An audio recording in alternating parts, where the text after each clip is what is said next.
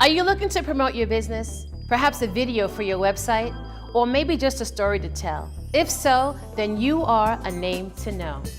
I am your host, Alicia Figueras, and A Name to Know provides a stimulating 10-minute interview for your business. For more information, give us a look at anametoKnow.com. Why? Because you are a name to know.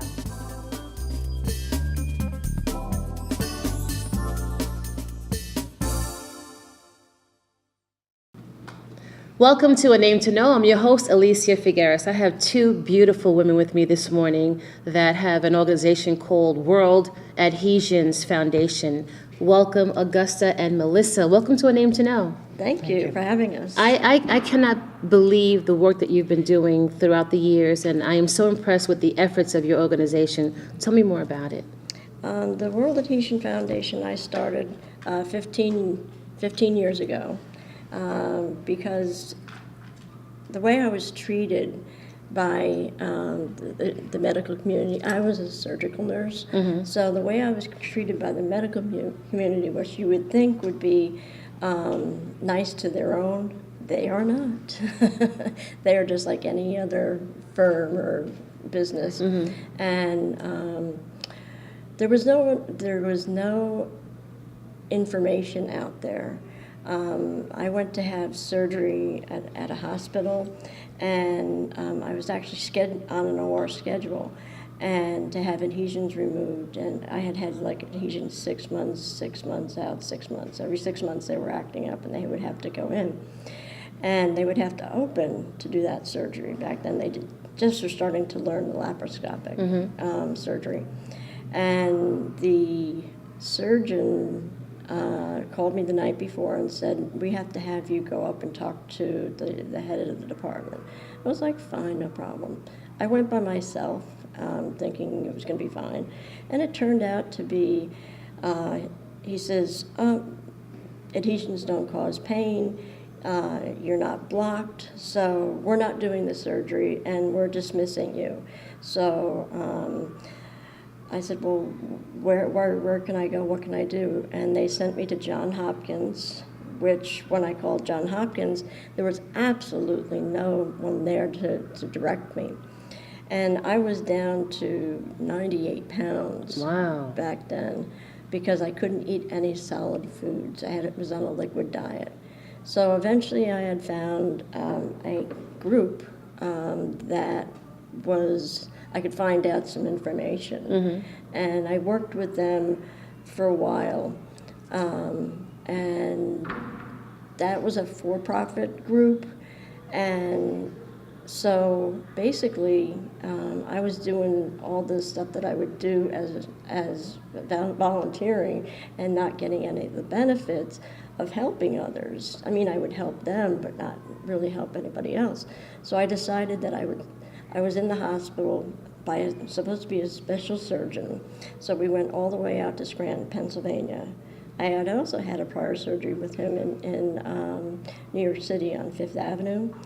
And we had to pay additional money plus our insurance. So I probably spent about $40,000 in a year or more. And so we had gone out to Scranton, Pennsylvania, and they told us to stay in a hotel. And my husband ended up spending there two weeks because I went into ICU. And this doctor was promoting himself as an adhesion specialist. There is no adhesion specialist out there. There are none. There are ones to still claim that they're adhesion doctors, but you have to really study these and teach the medical community, new surgeons about this, the general practitioner about this. So like I was saying, going back to this, my husband I went into ICU and was actually put on 60 pounds of fluid, and they had to go back in. That surgery actually took like 24 hours or something like that. I was under anesthesia because they were doing it laparoscopically, taking it down. And I went back to my room, and then I ended up putting fluid on my legs, and so I it was actually Christmas Eve, and my sister had come in, brought my parents in, because my husband kept telling me I was turning for the worst. And so the doctor decided to do another surgery because he had nicked the bowel, and he had made he had nicked the bowel, and he had made basically a black and blue on the inside, and that was causing all the problems. And so we went in for another surgery, and they called basically everybody in to say goodbye because I wasn't going to make it. And I swore to our good Lord above that if I was to get out of this place, I would go home and start a nonprofit foundation. After 6 weeks that I could start driving and things like that, I went and found an attorney, found an accountant, and it's history. Good for you. Good for you. Unbelievable. So do you have many clients that you service? I help patients when they call. I get them from all over the country, all over the world. I've had patients that have called me that have deep depression and want to kill themselves because the doctors aren't believing them. And that's very difficult to work with, as you know. It takes a lot of time. It's very stressful, and you have to make sure that you have another number to get a hold of the police and all that kind of stuff, because you don't want to be liable for giving them any wrong information, but you don't want them to hurt themselves. So what is your mission with the foundation? The foundation is basically to educate the medical community, educate the general public, and then support the patients and support each other. We've known each other for 15 years, and Melissa had called me. I just started the foundation, and she's telling me the horrible story she was going through, and I just said, hey, we're like sisters, and we are. So we are adhesion sisters. Have you gotten any support from local elected officials? Yes, Senator Laval had donated $10,000 about 5 years ago, but the market tanked, so I've been doing everything myself. Unfortunately, I'm on disability. I didn't want to go on disability. I fought it all the way, and even to get disability, there was no, you couldn't get adhesions on disability. So it took me 3 years to get it. And I'll never forget my father-in-law saying, you're not going to get it, on adhesions. And by God, I did. Wow. It took 3 years, but I 3 years. Unbelievable. How do you market yourself? How do you let the public know that you have this foundation? With Facebook. We Facebook. We definitely do a lot of Facebook. Hand cards out at events.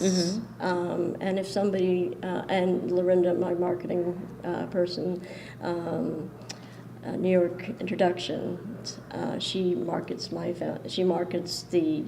takes care of the Facebook, the Twitter, and all that. All your social media. Yeah. Very And she's nice. great, yeah. Do you keep up with social media yourself? Yes, I'm on there every day. Good for you. Every day I'm on there. I have patients in England, in Australia, and just all over the place. And I have this one girl who's a young mom, and she's going through some tough times, and she's looking kind of back at her life and saying, I dreamt of this and I dreamt of that. And I said to her, dreams do come true. You can wish on a dream. I said, but you can make that dream come true too. That's right. You just have to put your whole body and soul into taking that vision and running with it. What's been your most challenging experience with the foundation? Everything. Everything? Everything. Grant writers. Grant writers. That's what I really need. Okay. A good grant writer that's not going to break my shoes. Okay. But do it or do anything that if they went and did some I forget the word, like pro bono, that's it. Okay. If they did some pro bono work. So let's say if we got, a wonderful grant for, $10,000, she'd get a portion of that. Right. Or if we got one for, $50,000, she'd get a portion of that. And you're assuming it's going to be a woman, right? No. It doesn't have to be, but it would be cool if it was. Because we get her done. Get her done, that's right. Okay. That's right. So, and what's been your most memorable moment with this foundation in regards to the clients that you're reaching out to and helping? I think it's just the support that you get from actually speaking to someone else who you don't have to explain it to. Just for once being able to say, I have this thing, I hear you, I've been there, Right. That not being alone in the world. Because it's not a well-known disorder. It's not like if you said you had leukemia or you said you had cancer, people know what that is. Right, I'd You say never heard of it. If you say I have adhesions, You're like, huh? nobody knows, and then you have to explain it. Right. And then people will argue with you. Scars don't hurt. How can do scars hurt? Scars Internal do hurt. scars hurt. Melissa, tell me your story. Oh, the short version is after the birth of my second child, I was filled with scar tissue, and of course, they didn't tell me that. And I spent a year being diagnosed with everything from multiple sclerosis to actually being insane. They told me that I had a type That's of the other one. Munchausen's where I was jealous of my own child, the attention my child was getting, so I created an illness. The surgery, a few surgeries later, I actually had a doctor who said, I took pictures and showed me pictures. This is what's inside you. You're not crazy. Yeah. It was wonderful because You were- after a while, I was doubting my own sanity. Yeah. You think you're absolutely going crazy the way they make you think. Your general physician, and your surgeon, they're getting a little bit better because I'm out there. We're trying to work with Stony University to teach the students about people like us, that you can't physically see what's wrong with us unless we were to take a bikini and go out on the beach. Right. And because then you can see our scars. So what are the symptoms? For me, it was a lot of digestive issues, a lot of abdominal pain. Pain. Oh, the pulling and the tugging. Horrible. Horrible.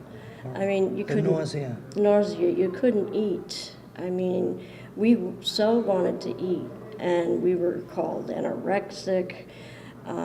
There's no such thing that adhesions cause pain. There's no way, because adhesions don't have pain. Well, yes, they do. Adhesions start to grow within the first 24 hours of surgery. And that's the red blood cells and the white red cells going around doing their thing.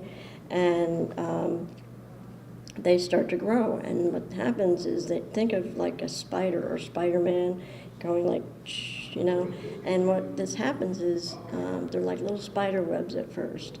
And they'll hook themselves to an organ or the abdominal wall. The abdominal wall, which was my big one.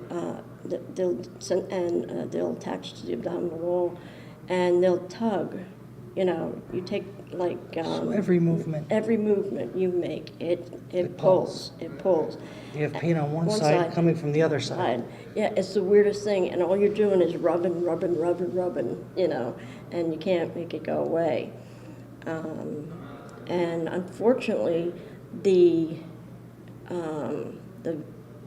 radiographics, the X-rays now, which were horrible back then because you couldn't see them. You can see them. You really can't see adhesions because they're clear. They're Transparent. They're transparent. They're thin. And what I was trying to say before was that these things grow and grow and grow, and they'll get the size of a rubber band. And they'll end up with nerve supply, so there's your pain. Wow. Blood supply, there's your growth and pain.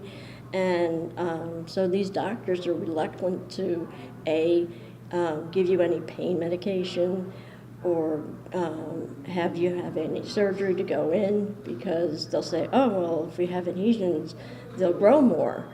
And okay, well, yes, they do, and they come back with a vengeance, you know. And they, especially women, we tend to get more scar tissue than men. It's because we have more parts, we have more organs. Right. And female parts, as the ovaries, as you know, like to mess up. They like to do their thing and put a nice little cyst on the ovary, and which we've all had, and they hurt like hell. Well, try to take that kind of pain, and that's what you have every day. That's what you wake up with. That you can't sleep, and you get into this horrible pattern. And your family members don't understand. They think you're lying to get attention, and your husband thinks, you know, you're not loving your husband the way you're supposed to love your husband, and you're quiet. Friends abandon you. And you know, to love and caress your husband is just natural, and you want to do that, and unfortunately you can't do that because. You're getting the tugging and the pulling, and it's just incredible. So you're not trying to push away, but they see it as being pushed away. So men will actually leave women because of this problem, because they think they don't want them. You know, what did I do? And it's just horrible. Ladies, have you ever thought about, researching the holistic route? Of course. Sometimes it works, sometimes it doesn't. Reiki is one of them.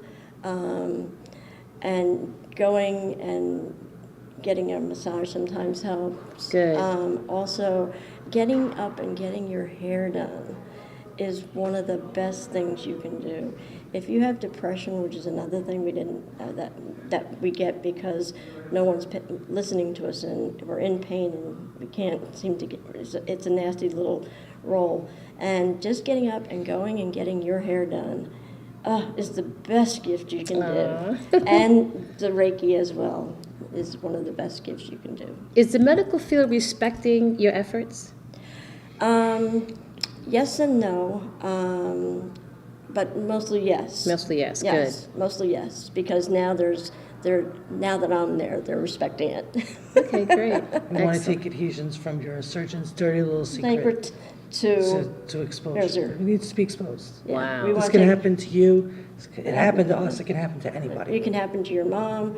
My mom had them as well, had scar tissue, and because her womb was tipped and she couldn't give birth, so they did a surgery back in 1950 that they brought up her uterus, and that way she could have children, but she always had adhesions. And it's funny how we're not sure if it's hormonal or if it's from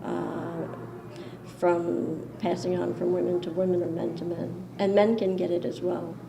So, but again, this is the surgeon's little dirty little secret, and we're gonna expose this little puppy. It's amazing. This is great information because people can easily get misdiagnosed. Yes. So I appreciate your foundation. And ladies, thank thank you you. so much for being here. And your website is worldadhesionsfoundation.org. Great. And give me a phone number. We are 631-921-7426. Excellent. Thank you so much for being Thank here. you. Oh, Thank you thank for you. having us. Having us. Melissa and Augusta, definitely Thank you. 2 names to know.